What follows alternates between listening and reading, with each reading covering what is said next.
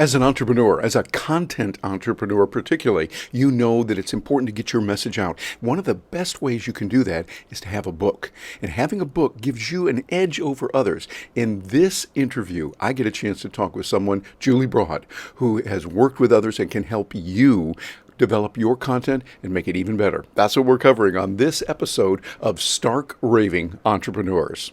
Welcome to Stark Raving Entrepreneurs, where you discover how to achieve your goals and dreams, getting the freedom you want, all while living voluntarily, peacefully, and with a live and let live lifestyle. As a content creator, a content entrepreneur, you're constantly looking for ways to get your word out. Now, there's a lot of ways to do that. And one of the best ways to do it that a lot of people use a lot is writing a book. Now, something you might not know about me, but I have done books before. I self-published one here, my relationship marketing, talking about our commerce, not the e-commerce, but our commerce. Did that. And then, of course, Gina and I put out one from McGraw-Hill, Clout Matters. We did it a few years ago when it was hot.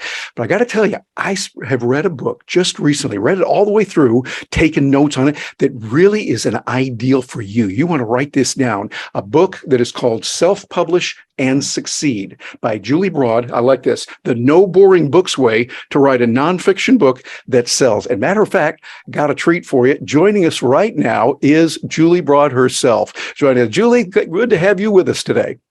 Oh, thanks for having me, Terry. I'm so excited to be here. I am just delighted to have you here. You really did a great job on this book. It was comprehensive. It's easy to understand, zero gobbledygook, but real hard-hitting things on that. As we get started here from the 35,000 feet, tell us why content creators would want to consider writing a book, and why is that important? I always tell people that if you have a podcast or you have a blog or even a YouTube channel, and you want to speak on stages or you want to go on TV, media, those kind of things, those folks are looking, they go, oh, great, they have a podcast. But as soon as you have a book, they go, oh, they're an expert. And they look for those experts. And that book is that expert kind of credential that you need. So as a content creator, it's going to take you from being a content creator to being an expert. Yeah, I like that, because an expert is really what people want. And I say, gee, I'm just looking for yet another content creator. There's plenty of those out there, and that's good. But somebody who's an expert on a given field, it's really good. But now, as I was looking at your book here, so many things I've just this is just chock full of great things. Here on chapter 2, at the very beginning of it, you say the single most important thing you need to write a great book is a hook. Tell us why that's important and what could be a good hook to use. Yeah. So the hook is, we talk only about nonfiction books. So content creators doing nonfiction books, perfect fit. And a hook is the outcome of the outcome. So that's kind of a way I've been explaining it, so that a lot of people might think, okay, I teach people how to be a better leader, right? So leadership might seem like your outcome, but that's not going to sell, because there's thousands, probably tens of thousands of leadership experts out there. So what's a little bit of an extra spin on that? So what's the outcome of the outcome? What kind of leadership, and how does it help the particular person you're trying to connect with? And so that would be, like we have a book by a woman named Emily Citrian, who is about millennial management. So millennials going in fast growth companies and becoming managers really quickly.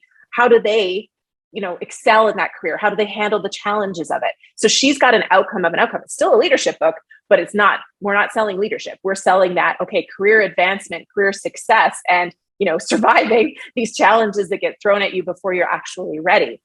So that's the hook. And you want that to be the backbone of your book. And that's how you're going to sell your book.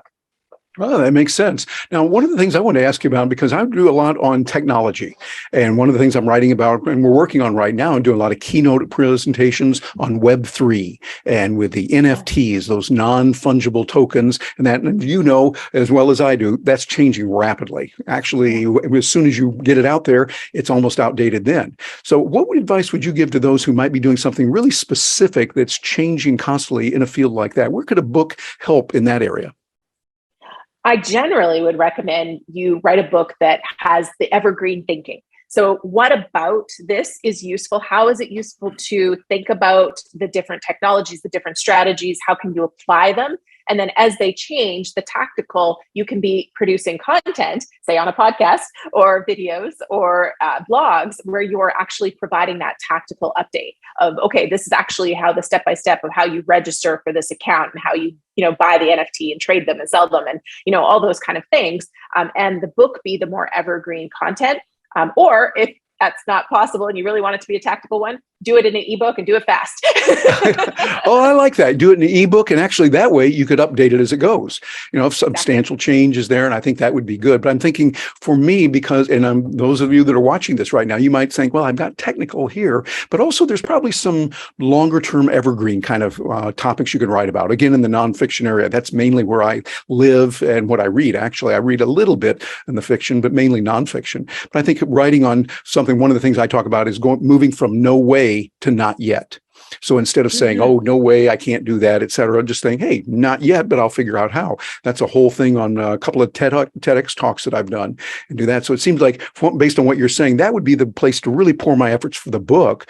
And then maybe an ebook for something that's technical that can be changed from time to time. Would that be a good approach? Yeah, I think that's a great approach. Okay, excellent. Well, I want to go back here to the book. And by the way, those of you that haven't got this back, you've got to get this. This is a book that shows you what to do. And Julie has a service that can help you on all kinds of different areas. You go, yeah, well, I don't know about writing a book. She can help you on this. So that's why you want to pay attention to what she's got here. I love this in chapter 9. This is golden. Say, want to know something nobody tells you? The first draft of your book is supposed to be lousy. That's exactly what it says here. And I agree. She said, that's right. When have you ever done something major and been amazed at the first try? Julie, that is so right. We try something, oh, I can't do it just right. But we need the first draft to be lazy. Tell us why. Well, I think there's a couple of reasons. One is that if you set the standard too high, you'll never get it done. And you're always going to be going back and editing it and trying to make it better. The other piece of this is really just getting to the end, because you can't actually really improve it and see where the opportunities are until you've gotten everything out of your head and onto the page. And then that's where you can bring in experts too that can help you with that piece. But I do find I see it with my 5-year-old son. He's trying to learn how to do cartwheels, and it's really, he's really struggling, and he's like, I'm no good at it. And I'm like, you're just learning. This is your first time. Like, this is, you got to keep trying. You got to keep going. And I think a lot of us carry that feeling of, I try it once and I suck at it, so I don't want to keep going Exactly. into adulthood. So that lower the standard. I mean, just get it out of your head onto the page and refine it afterwards. I like that. As a matter of fact, that ties in with something you said here on page 70. You said, too often when we try to write something, we go, oh, I didn't say that right. I better correct this right here. No. You say it very well here. The key is do not edit yourself while you're writing. Tell us a little bit more about what you mean by that and why.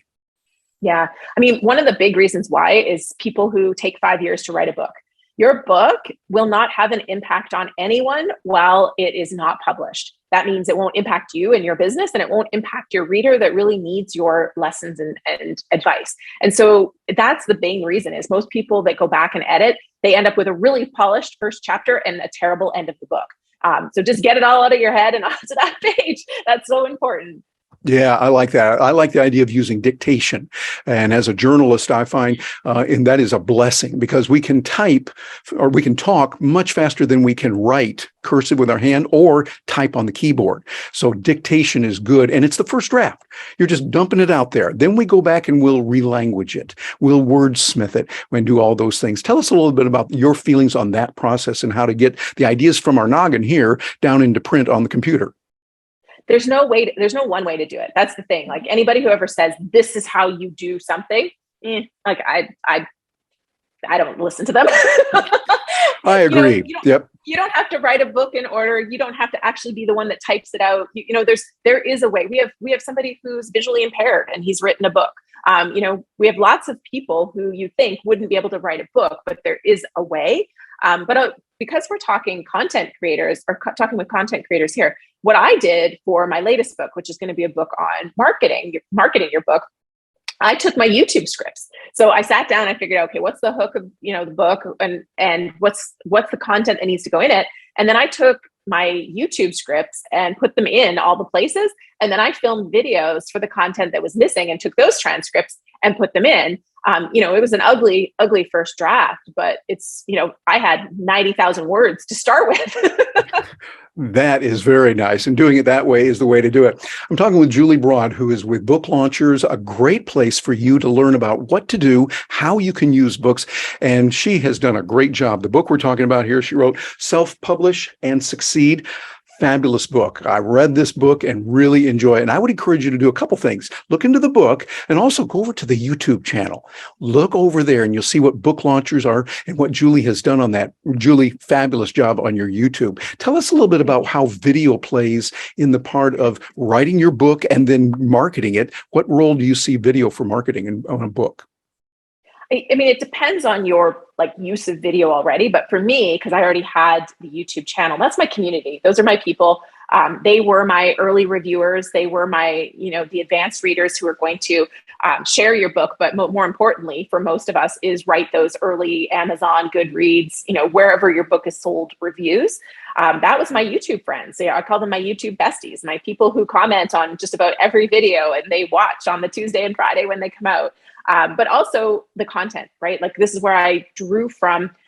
For Self-Publish and Succeed, I actually turned a lot of the content into videos afterwards. So you can go either way. The book content can become video content. And then, like I said, for the latest book, I actually took the video content and turned it into the book. So it offers you the marketing, it offers you the community that can support the book, it offers you the content. I think it's a tremendous opportunity for it just they feed each other beautifully. Yep, absolutely. They're working together. And I think that's really important. For those of you that are watching this, think about a book and how it can help you and how you want to do it right. By the way, I know, even though I've been around books and have written a couple, I know precious little about what needs to be done. And also, we wrote our book a while back. Things have changed. The market is different. The nice thing about working with Julie and her folks is that they're right on top of what's going on right now. I mean, there was a change last month in this thing, or this worked well 2 years ago, but it doesn't work today. They know that kind of stuff. You want to get in touch with them at booklaunchers.com. They'll help you on that. But also another way they can do it, before we started recording, Julie was telling me about some really good news coming up as we're recording this. Something about to come out soon, as in a few days from right now. Julie, help us on that. What is it that you're about to launch? Yeah, so we're full service in other, we market your book with you, but we've been asked by a lot of people to teach them what we do. So we are rolling out a course that is on book marketing for people who don't have an audience. So this is how we do the research to uncover the audiences that you might want to pitch yourself to, doing influencer outreach. Getting in front of the people who have an audience is how you're going to sell your book. There's going to be some stuff on Amazon ads and a few other pieces, but it's really, you don't have an audience, here's how you're going to sell your book. It's a course we've never done it before. And we're so excited to kind of teach you what my team does for our authors so that you can do it for yourself. I love it. Well, I know people watching this are going to be saying, and listening to this on the podcast audio, you say, okay, this sounds good. I've got to get in touch with them. What's the best way for folks to get in touch with you? Because it's brand new and we're just rolling out the details, just email me. So Julie, Julie at booklaunchers.com and say you're interested and I'll have the details by then. Very good. So Julie at booklaunchers.com is where you want to go and find out about how you can get involved in this. Explore, just see what's there. And I would say, hey, just for your own benefit, get the book. Get this book, Absolutely. Read it. You'll find it's packed full of ideas that you can use not only in writing a book, but in marketing and getting your content out there as a content creator. There's all kinds of principles that you want to be aware of. She talks about them in this book. Julie, any final words that you would say to that person who is a content creator? They're thinking about working on a book, toying with the idea, or maybe they're ready to move forward. What would you say to that person? I've only ever met people who regret not doing the book they're thinking about, not the people who actually did the book. I have never met somebody who did the book and regretted doing it. So I would say if you're just thinking about it, take action and get it going because it takes a while to get a good book out there. So, get started today. Absolutely. Get started today. Julie, thank you so much for being with us. We appreciate it. Thanks for having me. And for those of you watching this, think about that. There's lots of things that you can do to market yourself. Writing a book, as Julie said, positions you as an expert. So the people go, oh, she wrote a book. This is good. He wrote that book. He must know something about it. We need them to come speak to us, to come work with us, to come coach with us.